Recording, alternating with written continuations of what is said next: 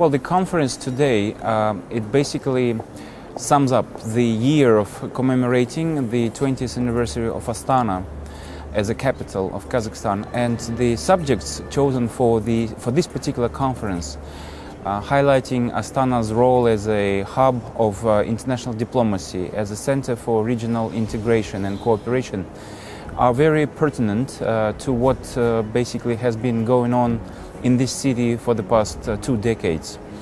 Because Astana has truly become a part of the global solutions by hosting important events such as the OSCE Summit in 2010, numerous summits and meetings of various other organizations, but especially in the past 2 years, the Astana Process talks on Syria, another set of high-level meetings that takes place in Astana, and these are the congresses of leaders of world and traditional religions. They originated in Kazakhstan, they take place in Astana every 3 years. The 6th triennial Congress took place in October this year, bringing delegations from more than 50 countries, religious delegations, I mean, from both Islam, Christianity, Judaism, Shintoism, Taoism, etc. So it is indeed a city of peace, and it's not surprising that in 1999 UNESCO dedicated Astana as such, as UNESCO City of Peace.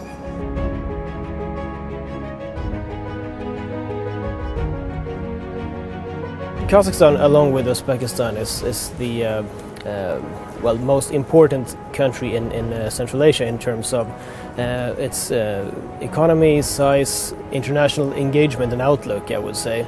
If you're looking to understand regional developments in Central Asia, what happens in Astana and these recent initiatives coming out of Kazakhstan are really important. Esta conferencia es una conferencia que tiene lugar en Kazajstán en un momento especialmente delicado para la región. Y lo que pasa en esta región tiene enorme importancia para España.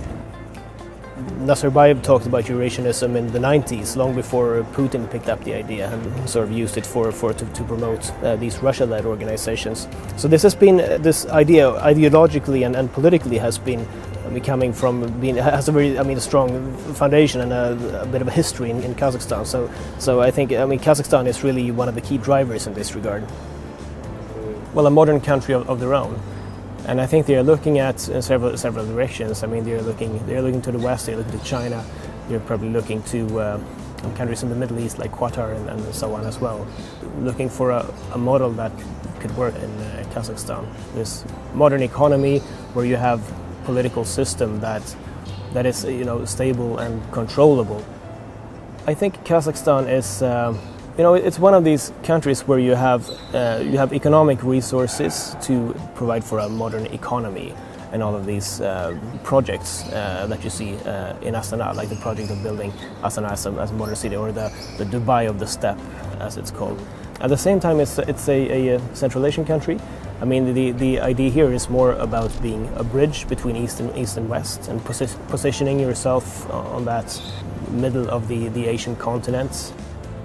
Desde un punto de vista económico somos muy buenos clientes de Kazajstán en la importación de petróleo.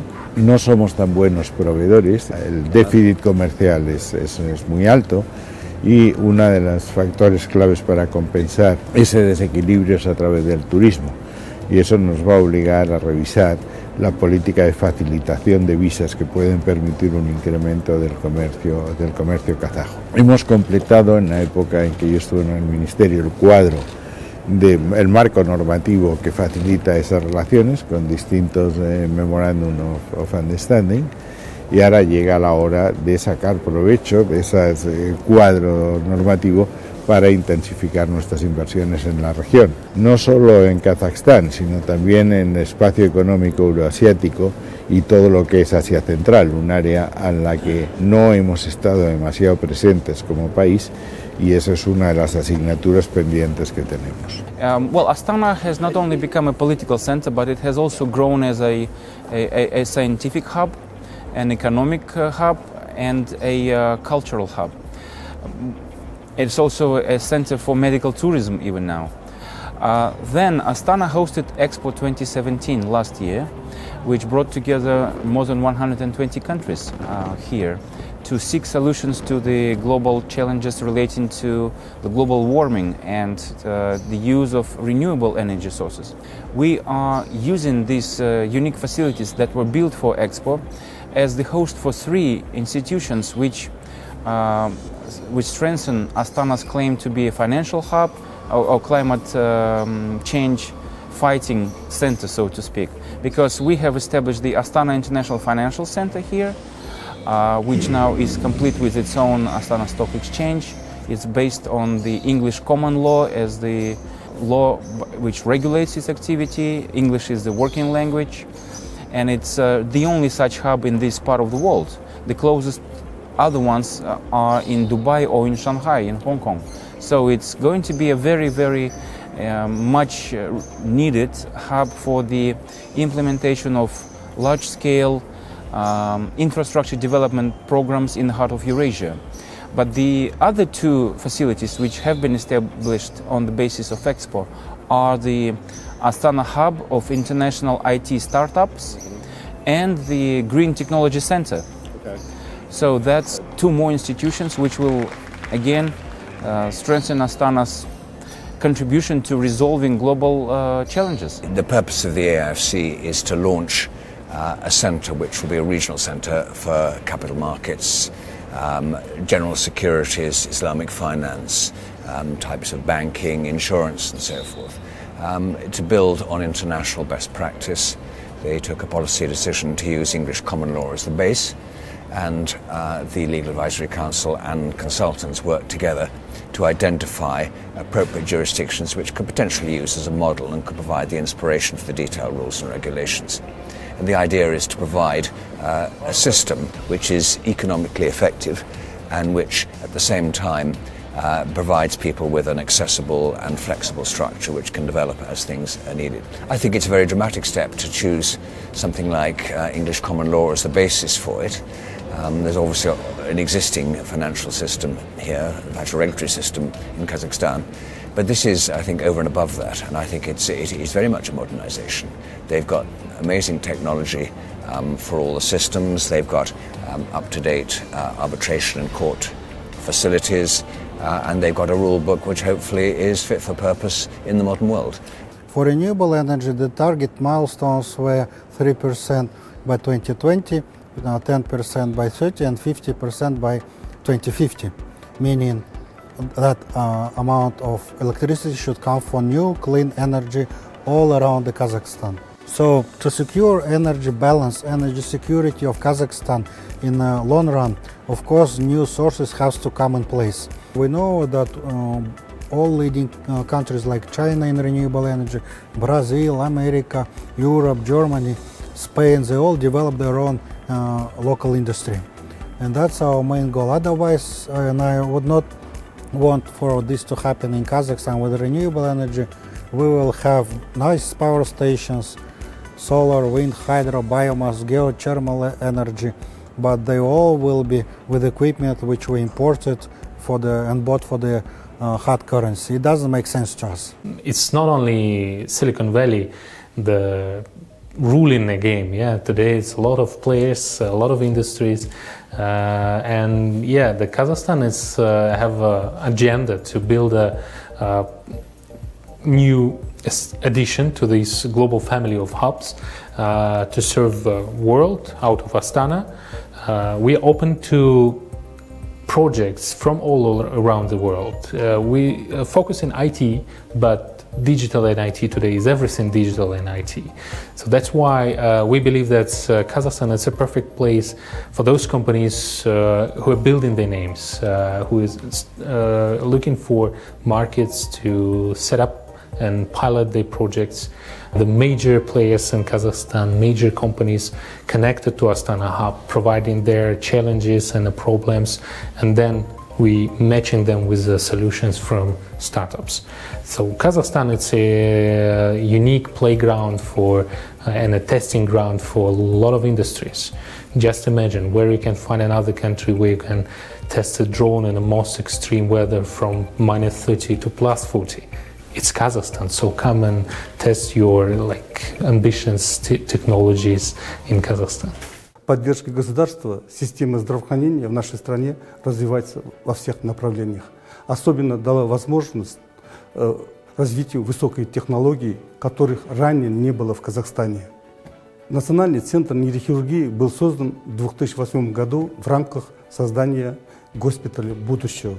Национальный центр нейрохирургии является единственным центром нейрохирургии в Казахстане, который оказывает высокотехнологичную, высокоспециализированную нейрохирургическую помощь для населения Казахстана. За эти годы, в течение 10 лет, мы внедрили более 70 новых технологий, практику, провели более 20 тысяч операций с высокой технологией. Впервые в Казахстане мы принципиально открыли новые направления нейрохирургии. Это микронейрохирургия, это эндоваскулярная, сосудистая нейрохирургия, это функциональная нейрохирургия, это реконструктивная нейрохирургия. Все высокотехнологичные операции и дорогостоящие операции проводятся за счет государства бесплатно для пациентов Казахстана. Вместе с тем мы развиваем медицинский туризм. У нас есть отдел, где мы проводим лечение зарубежных наших пациентов. К нам регулярно приезжают из соседних стран. У нас есть меморандумы с соседними странами. В основном это представители СНГ, Таджикистан, Узбекистан, Киргизия, Россия. Yo trabajo en la empresa española Silos Córdoba en Kazajistán, en la oficina de representación en Astana. Nos dedicamos al suministro de proyectos agrícolas, instalaciones de almacenaje a todo el país y ahora estamos haciendo expansión a los países de Asia Central también.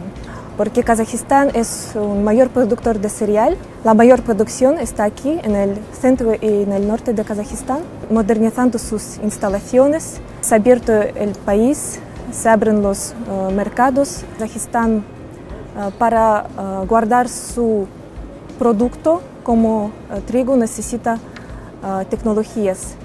Y gracias a esas tecnologías tenemos la oportunidad de exportar nuestro producto. We have to be more proactive as for our exports, as for our productions on the markets of Eurasian countries. We understand what kind of challenges we have. We have to use opportunity of as transit country. For example, One Belt, One Road, which is announced by Chinese government. The Kazakhstan are located on the way of this Silk Way. The Museum of National History is a huge building, 20,000 square meters, filled with artifacts devoted to ancient history, but also to modern history of Kazakhstan. В начале этого года вышла статья о духовной модернизации общества Нурсултана Абишевича Назарбаева. И как раз вот одним из направлений вот этой модернизации, значит, явился переход Казахстана на латиницу. Значит, как вы знаете, очень много, значит, готовилось, обсуждалось в обществе, значит, такая возможность.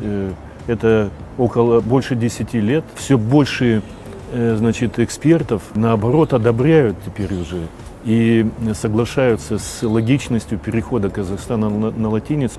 Переход на латиницу – это сигнал молодежи, современной молодежи Казахстана. Это чтобы они более уверенно шли в мир. Мир глобальный становится. Латиница – это шрифт, мировой шрифт, значит, и он, конечно, откроет больше молодежи возможностей проявить себя. И литераторы, и поэты, писатели, журналисты, многие филологи присылали свои предложения по написанию, по произношению, То есть это в обществе шла широкая дискуссия. Прежде чем перейти, оформить уже официально, это прошло апробацию во всех слоях, во всех срезах казахстанского общества, поэтому можно сказать, что это действительно, как и Бочарников правильно сказал, это выбор народа.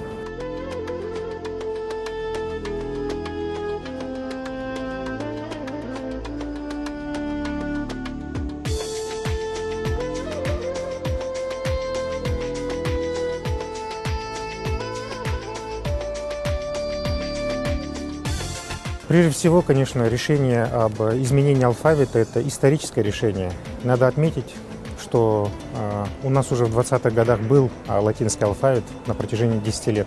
И с 1939 по настоящее время мы пользовались кириллическим алфавитом. Конечно, кириллический алфавит не передавал всех тонкостей казахского языка. Дело в том, что в кириллическом алфавите 42 буквы, и практически из них 8 букв были неиспользуемыми.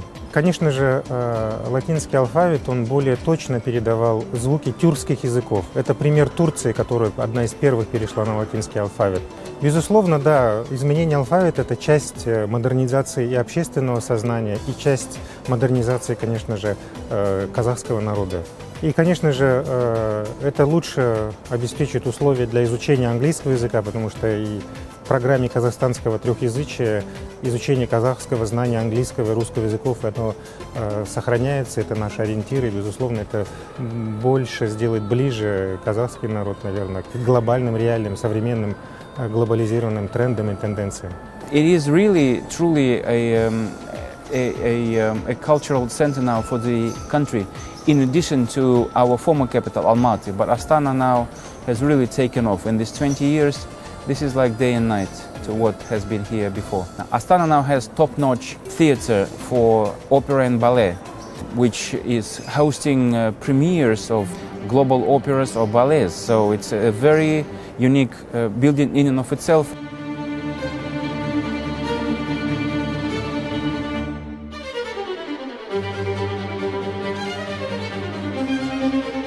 Сегодня очень хорошие возможности для реализации своего творческого потенциала непосредственно на территории Казахстана и за ее пределами. То есть все выходцы из нашей республики имеют очень хорошие шансы проявить свой талант уже на международном уровне, на международной площадке.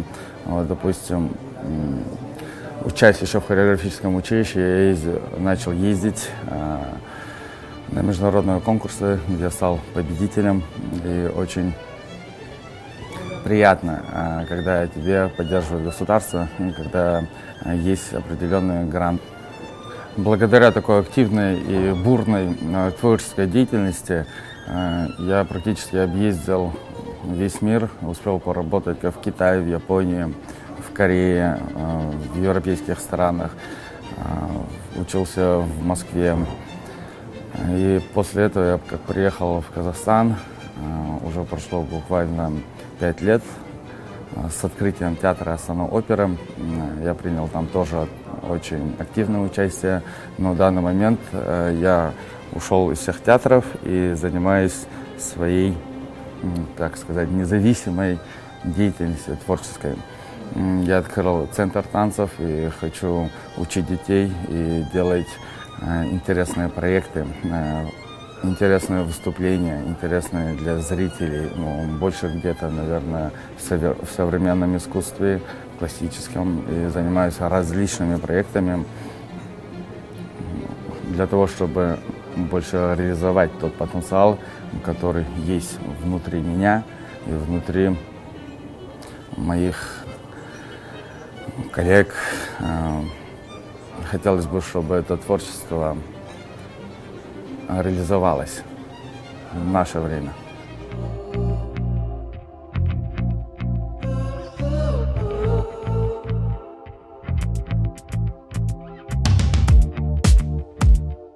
I was studying here in the Kazakh National University of Arts by piano class for over 16 years. After that, I went to study to Milan. I was studying communications, but already studying there, I felt like I want to go back home after my studies because I felt like in Kazakhstan there are more opportunities, especially in my career in music, which is just starting to grow here, pop music and everything, the culture. Не подойдут ключи, когда дверь открыта настежь на твои плечи. I feel just like there is a more freedom to create maybe new things that people have not seen before. Well, to be honest, I want to be the first Kazakhstani woman to achieve something also abroad, and to, maybe it will sound too patriotic, but it's the way it is, to show the world that Kazakhstan has interesting things to propose to the world. Also, like in my case, from the art, the sphere of art and culture. Of course, there is a lot to grow in order to achieve this, but this is like a big goal of mine, like the goal for life. Не подойдут ключи.